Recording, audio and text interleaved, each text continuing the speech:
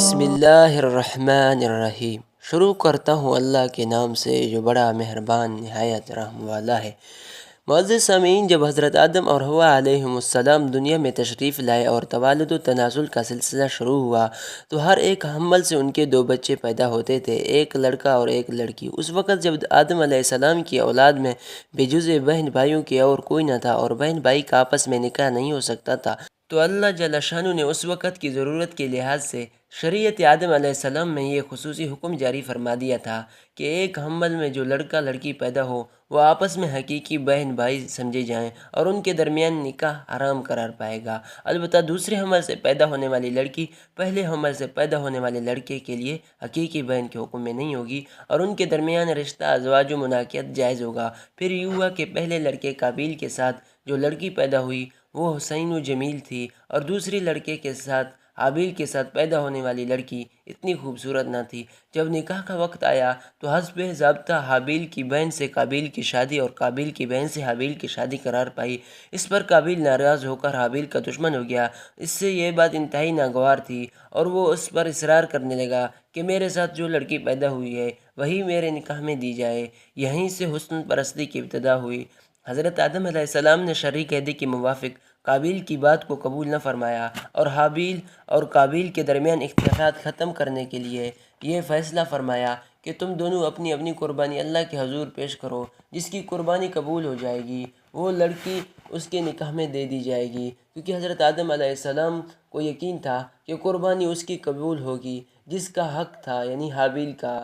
اس زمانے میں قربانی کی قبولیت کا یہ الہامی دستور تھا کہ نظر و قربانی کی چیز کسی بلند جگہ پر رکھ دی جاتی اور آسمان سے آگ نمودار ہو کر اسے کھا جاتی۔ جس قربانی کو آگ نہ کھائے تو یہ علامت اس کے نہ قبول ہونے کی ہوتی تھی۔ پس دونوں نے اپنی اپنی قربانی کی تیاری شروع کر دی۔ حابیل نے جو مویشیوں اور بکریوں والا تھا اپنے ریوڑ میں سے ایک بہترین دمبا اخذ کر دیا۔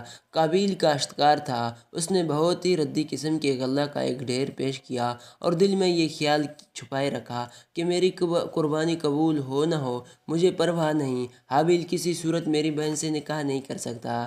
مختصر یہ ہے کہ دونوں نے اپنی اپنی قربانی پہاڑ پر جا کر رکھ دی۔ پھر حضرت آدم علیہ السلام نے دعا کی اور آسمان سے ایک آگ آئی اور حابیل کی قربانی کو کھا گئی اور قابیل کی قربانی جو کی تو پڑی رہ گئی، اور اسی طرح قبولیت قربانی کا شرف حابیل کے حصے میں آیا۔ اس پر قابیل کو اپنی ناکامی کے ساتھ رسوائی کا منہ دیکھنا پڑا اور وہ اپنی اس توہین کو کسی طرح برداشت نہ کر سکا اور اس کے دل میں حسد کی آگ بھڑک اٹھی۔ اس نے حابیل سے صاف کہہ دیا کہ تو اس لڑکی سے نکاح کرنے سے باز آ جا، وگرنہ میں تجھے جان سے مار ڈالوں گا۔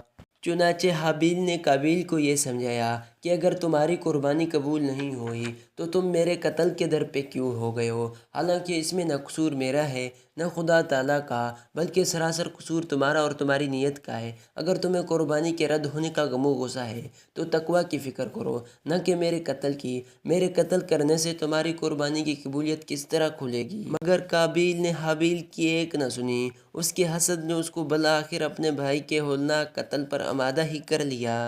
پس جب قابیل نے اپنی خواہش کو پورا کرنے کے لیے حابیل کو قتل کرنے کا فیصلہ کیا تو اس کو سمجھ میں نہ آتا تھا کہ وہ کس طرح قتل کرے، لیکن شیطان جو انسان کا اصلی دشمن ہے اور جس نے قسمیں کھائی تھی کہ میں ضرور بنی آدم کو اغوا کروں گا اور سیدھے رستے سے ہٹا دوں گا، اسے اپنی پرانی دشمنی کا بدلہ لینے کا موقع ہاتھ میں آیا اور وہ بھیس بدل کر قابیل کے سامنے آیا اور ایک پرندے کو پکڑ کر پرندے کا سر پتھر پر رکھا اور اوپر سے دوسرا پتھر مار دیا۔ اس طرح قابیل کو قتل کرنے کا طریقہ سکھایا۔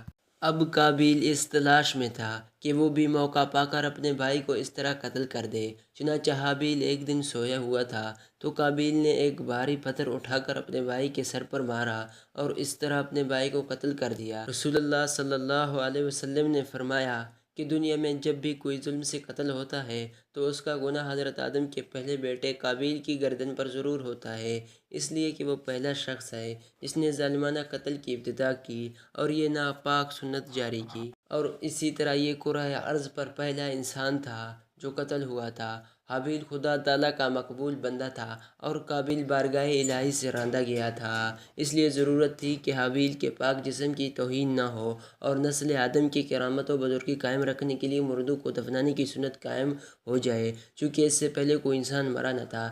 اس لیے قتل کے بعد قابیل کی سمجھ میں نہ آیا کہ وہ لاش کو کیا کرے، کیونکہ روئے زمین پر یہ پہلا انسان مردہ تھا۔ لاش کو کھلے میدان میں پڑا دیکھ کر درندوں نے کھانا چاہا تو قابیل نے مجبوراً اس لاش کو کندھے پر اٹھا کر اور مارے مارے پھرتا رہا اور حیران و سرگرداں تھا کہ لاش کو کہاں پھینکے۔ آخر حق تعالیٰ نے ایک کوہ بھیجا جو اپنی چونچ میں ایک مردہ کوے کو اٹھا کر لایا۔ پھر اس نے اپنے پنجوں اور چونچ سے زمین کو کھود کر ایک گڑھا بنا دیا۔ پھر اس میں اس مردے کوے کو ڈال دیا اور اوپر سے مٹی ڈال کر زمین کے برابر کر دیا۔ قابیل نے یہ تمام منظر دیکھا۔ اس وقت اسے افسوس ہوا کہ اس میں اس کوے کے برابر بھی سمجھ نہیں ہے جو بھائی کی لاش کو زمین میں دبا دیتا۔ کوے نے اس کو یہ تدبیر بتلائی کہ وہ اس طرح اپنے بھائی کو زمین میں چھپائے کہ دوسروں کی نظر نہ پڑے اور اس کا جرم افشانہ نہ ہو۔